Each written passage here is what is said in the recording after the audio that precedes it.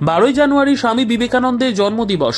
তেলিয়ামুড়া বিবেকানন্দ দ্বাদশ শ্রেণীর বিদ্যালয়ের ছাত্রছাত্রীরা মহা সাড়ম্বরে এই মহান পুরুষের জন্মদিবস পালন করে থাকে।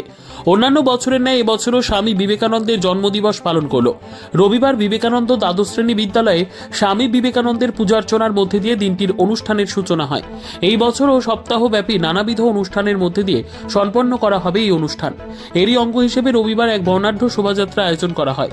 স্কুল প্রাঙ্গণ থেকে শুরু হয়ে তেলিয়ামুড়া শহরের বিভিন্ন পথ পরিক্রমা করে পুনরায় বিদ্যালয়ে গিয়ে শেষ হয় এই শোভাযাত্রা।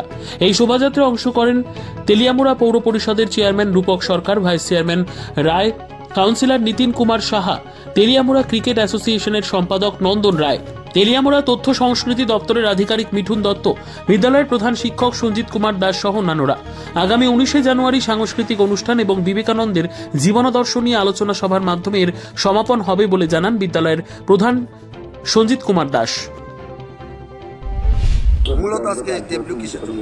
আজকে আমরা জানি যুব দিবস বিবেকানন্দের জন্মদিন উপলক্ষে বিবেকানন্দ বিদ্যালয়ের উদ্যোগে প্রতি বছর হয়। এবছরও আমরা বিভিন্ন কর্মসূচি হাতে নিয়েছি। এরই অঙ্গ হিসেবে একটা বর্ণাঢ্য শোভাযাত্রা আমরা তেলিয়ামুড়া বিভিন্ন পথ পরিক্রমা করছি। এখানে আমাদের মধ্যে রয়েছে তেলিয়ামুড়া পৌর পরিষদের ভাইস চেয়ারপারসন স্যার, রয়েছেন আমাদের কাউন্সিলর, রয়েছেন ক্রিকেট অ্যাসোসিয়েশনের সম্পাদক। সকলকে নিয়ে আমরা এই শোভাযাত্রা থেকে আমরা মানুষকে একটা বার্তা দিতে চাই। বিবেকানন্দের আদর্শ এবং উনি যা চেয়েছিলেন যুব সমাজের প্রতি, সেটার জন্য মানুষের মধ্যে এই বার্তাটা ছড়িয়ে যায়। সকল যুবদের প্রতি আমাদের বার্তা থাকবে, তোমরা এই সমাজের কাজে অংশগ্রহণ করো, সামাজিক কাজে অংশগ্রহণ করো, নিজেদেরকে নেশা এবং বিভিন্ন অসামাজিক কাজ থেকে দূরে রাখো এবং সমাজকে আরও উন্নততর করার ক্ষেত্রে তোমরা এগিয়ে আসো।